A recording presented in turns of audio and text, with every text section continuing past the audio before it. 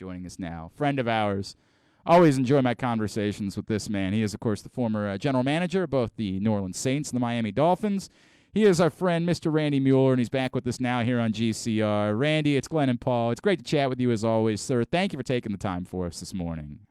Thanks, guys. Good to be back with you. Hey, I want to, obviously the reason we called is we want to talk about Lamar, but if I could, just because it's been such a story for the last 24 hours, is there any world in which there is a level of ambiguity? Like, I like to believe that when players get into the NFL, it is made abundantly clear to them there is no way, no how, no sir, not whatsoever. You understand how taboo it is to bet on NFL games. Is there any chance that Calvin Ridley or any other player doesn't know exactly that you cannot, under any circumstances, no matter what, no matter how, bet on NFL games? Zero chance, guys. Absolutely zero chance. There is no way you can come into the league like these guys do and have forever and spend time around any locker room and in any building in the NFL and think that it's okay to bet on games. I think the narrative that has been brought up over the last 24 hours is crazy, and I think you guys just mentioned it. The fact that the league takes gambling money from these big companies has zero to do with players betting on games. None. We're talking about the integrity of the game, and frankly, I'm shocked that it's only 1 year, and I'm not convinced it's going to be only 1 year. They said at least 1 year. So we'll see how it shakes out, but I don't think this is something the league can mess with. It's the perception that's damaging. Whether he bet $1 or $10, the perception of fans now that look at it between this and the Miami Dolphins owner supposedly offering up money for losing, the league has had a bad month. Let's just face it. There's no doubt. The worst thing that can happen to the league is to have its integrity questioned, and that's what this does. So obviously they've done their own investigation and came out and said nothing else was involved. Of course they're going to say that. They can't have any of this thing else. If there were tapes on this one, they'd have them burned like they did the last time around. So there's a lot of issues here, no doubt. It's not a good look. Randy, Optics are bad. The biggest thing that jumps out at me is that they have to make it very clear to everyone else you're not going to do this, and so that's why, the idea that it comes out, and trust me, the comparison that people make to domestic violence and things like that, there are plenty of instances where I think the NFL has failed in appropriately punishing someone for their actions, but that doesn't mean that you keep continuing to fail to appropriately punish someone for their actions, and that's a different conversation. I think the most important part is that it's got to be clear every single one of these rookies that's about to come into the league in the next couple of months has to know you don't do this. There's no, hey, you might be able to get away with it. There's no, hey, just give some money to your wife and let her do it or something like that. It's got to be abundantly clear. If we find out you're doing it, it's going to derail your career entirely. Yeah, and here's the bad thing about it. It is made abundantly clear. These guys have posters all over the locker room. They have posters everywhere that affix the league with non-gambling. I mean, it bounces in their face every day. So this is an issue that, I've not heard of this before, but you're right. They have to nip it in the bud. It's completely different. We're talking apples and oranges to the domestic violence and these other issues that come up. Totally different. And I'm not condoning any of that. I'm just saying that when the integrity of the game, when the wins and losses and what happens on the field gets challenged, that's a big thing. And that's what the professional, that's what any sport has to bank on, is that it's a game of that's played and settled on the field, not because somebody has a bet on something. So it's a big deal. I'm in agreement on that. I still think we should have stronger penalties for those other things that we're talking about. But yes, you're right. 100%. It's apples and oranges. There's no question about it. Randy Mueller is with us here on GCR. Randy, so the reason why we called you, of course, is because we're still dealing. You and I have talked about Lamar Jackson a lot in the last year or so. We're still dealing with it. It seems to get weirder by the day. Jason LaCanfora reports last week that the Ravens have offered no more than $35 million. Well, we know what the quarterback market looks like right now, and Aaron Rodgers might well about to hit $50 million. And I get it, that's Aaron Rodgers that we're talking about. I understand that. But this is the way the quarterback market works. Like, once the numbers go a certain place, you don't get to say, well, we'd rather pay our guy this amount. We would prefer it that way. When you read or hear that the Ravens offer to Lamar Jackson was around the $35 million range, is your reaction, that's a non-serious offer, they must not want to really sign Lamar Jackson, or is your reaction, no, this is how negotiating works, you put a number out there, and that's just where you're starting in order to get the conversation going? I think it's a little of both. My first reaction is that that number tells me that they may not want to play this style of football going forward. And it has nothing to do with Lamar personally. It's just that this style is going to take them so far, and they're willing to pay that amount. But your point of negotiations taking on a start low, end high, that obviously is a factor as well. How high are they willing to go? How high have they been before? Is this number of 35 is the conclusion of a year and a half of negotiating? Because you're right, we've been talking about this forever. I just think it's a little bit of all the above. It tells me I'm not sure they're sold, and I've said this all along. It's really a style and a strategy as much as it is valuing Lamar. I don't know if they think this is the way they can win a Super Bowl. And if it's not, maybe they're drawing the line in the sand. And we're all surmising, right? We think there's a former MVP here. He should be paid top market value. And I don't dispute that. But all of us have to admit the style in which Lamar has to play to be successful is different. There's no mold. There hasn't been this, anybody as good as Lamar that plays this style that has been sustainable over a several year period. So there's still some questions in it, and that's probably why we're still talking about it. So let me follow that up. Just to play devil's advocate, if you're looking to change the style, why keep Greg Roman as your offensive coordinator, knowing this is what he does, right? Like, you run the ball a billion times. That's the Greg Roman offense. It's always the way it's been. It's always the way that it's gonna be. If you're not sold on the style, wouldn't you want to change who the coordinator of the offense is? Or you draft another quarterback as well and start grooming a different way. I'm not as familiar with you as far as what Greg did before he got there. Yeah. I tend to think that this wasn't always his style. I mean, in Buffalo with Tyrod Taylor and San Francisco with Colin Kaepernick. I mean, this is. Yeah, that's what he is. Yeah, this is, and he's literally every year until last year, oddly enough, he's led the league in rushing in the top 5 in rushing attempts every year. He's been an offensive coordinator. He just didn't have a running back last year. Right, I got you. Well, that is information that needs to be thrown into the equation as to why they're at $35 million, if that's true. So, I guess time will tell. We've been saying this, like you said, for a couple of years now. I start to wonder if there is a deal to be made. Yeah. I understand what you're saying, right? I guess this is the interesting side of it, right?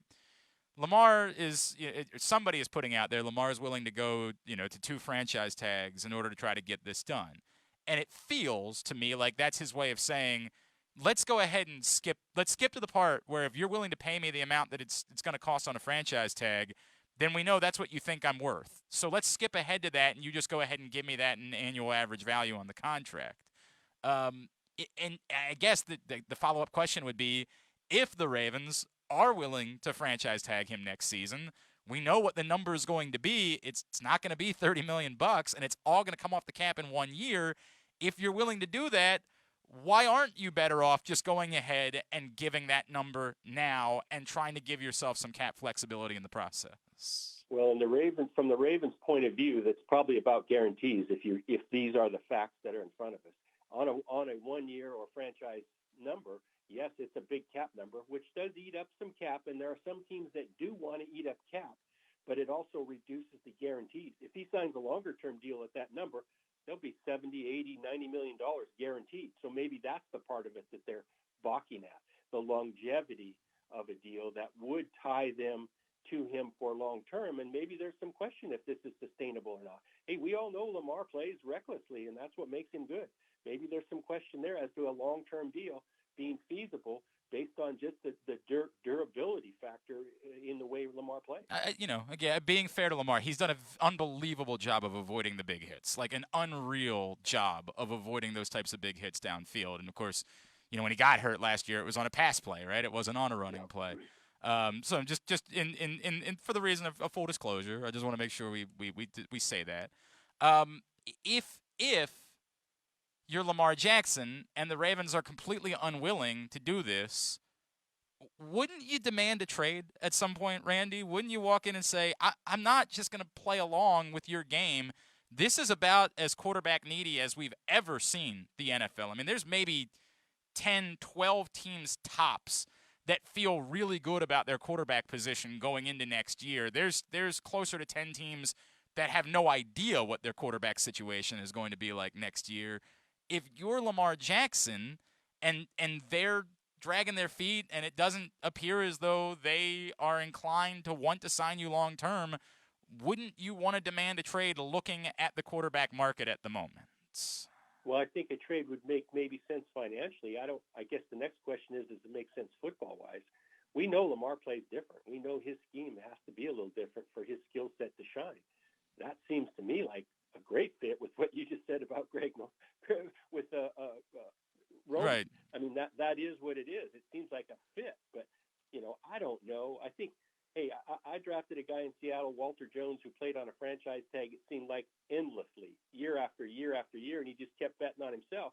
And don't forget, that number keeps going up every year. No question, right? So the numbers do. There is, if you put a pencil to it, there is a daylight at the end of the tunnel. Even if you use the franchise tag for multiple years, that makes sense for the player. So I don't know. I think it's a hard one to solve, not knowing exactly the feelings of the Ravens on the inside as the style they would prefer to play, because they're not going to find anybody better at this style than Lamar, that's for sure. There's no doubt that that's true. And again, I think we've seen plenty to say that Lamar Jackson is a hell of a thrower of the football, too. He's not perfect. He's not the greatest thrower of the football we've ever seen, but he's a damn good one. I agree. I would almost put the same question to the flip side, right? If you're the Ravens and you're not committed to Lamar Jackson long term, at what point do you need to think about what might be out there on the trade market? Again, I'm not trying to say Lamar Jackson is Russell Wilson, right? But we also know that Russell Wilson has not been the same guy of late, and yet we know that Washington was offering multiple first-round picks to try to land Russell Wilson. I've just never seen a quarterback market like this, Randy, where there are so few teams around teams are begging 45-year-old Tom Brady to reconsider retirement because this is where we are. And I get it, he's a different animal.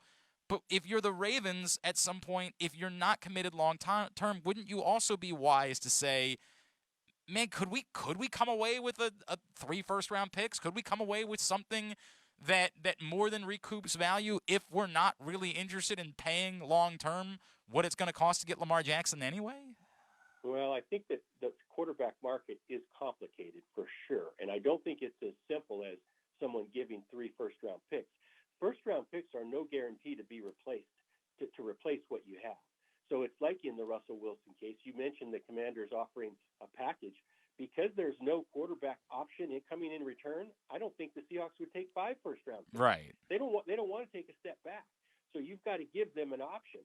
Same thing with Lamar. They know what they have with Lamar, so they don't want to take a step back. They've got to get better than Lamar in order for them to trade him. And if not, they're going to be willing to ride it out. Don't forget, we talked about Dak Prescott for what seemed like 5 years as well, trying to sign his deal. So there is some precedent there of a team caving in and giving what they want. But I agree with you. I think if the Ravens had questions, they would have options available to them, of which I have not seen any real options yet, whether drafting or free agency or anything like that. So I think it's a marriage that is going to happen at some point. They've just dated a couple years longer than most of us thought before they got married. It's all very weird to me, Randy. Like it's what I keep coming back to this, where everything about this is weird, right? Like. Yeah. There's no the agent and the representation and all that as well. It's all awkward for sure. No doubt. Every layer of this is very strange, and there's moments where I want to be critical of the Ravens, but I just don't know what's going on here. And to their credit, obviously, as you know, they're one of the best organizations at preventing that type of information from getting out, which is a bummer for us in the media. Not great news for us. But in the past, we had the benefit of being able to go to an agent and get that information. Well, as you pointed out, that's not the option here. So it's just simply not the way that things work. Randy Mueller, of course, former Saints and Dolphins general manager. To just reiterate what you just said, you still think that at some point this ends up working out. Like, as awkward as it is, you still think that at some point this will get done, whether it's now, whether it's 2 years into the franchise tag, whatever it is, that you still think that ultimately the Ravens and Lamar Jackson will continue this marriage. I do, because I don't see options on either side, either Lamar's side or like we just talked about with the Ravens, that make any more sense. So they're going to ride it out till they find either better options or make a deal. Those are the two questions. And you just said it. There's half the league looking for quarterbacks. I can't imagine Baltimore will be willing to jump in that fray. That doesn't make any sense. So I just don't think there are better options. I think they'll end up coming to a deal at some point. Just a matter of when. That's all. All right, Randy Mueller. What's going on, MuellerFootball.com, and everything else in your world? It's going good. Doing a little podcasting with Mike Sando still on the Athletic Forum, where we talk about things GM-wise. A lot of stuff that you and I talk about. So it's keeping me busy, getting ready for free agency and the draft. So a lot of things to talk about. At Randy Mueller _ on Twitter is how you follow him. As I mentioned, MuellerFootball.com. Randy, you've been so good to us. Always appreciate you taking the time for us. Thank you for the conversation, and look forward to doing it again real soon, all right? Always enjoy it, guys. Thank you. Randy Mueller.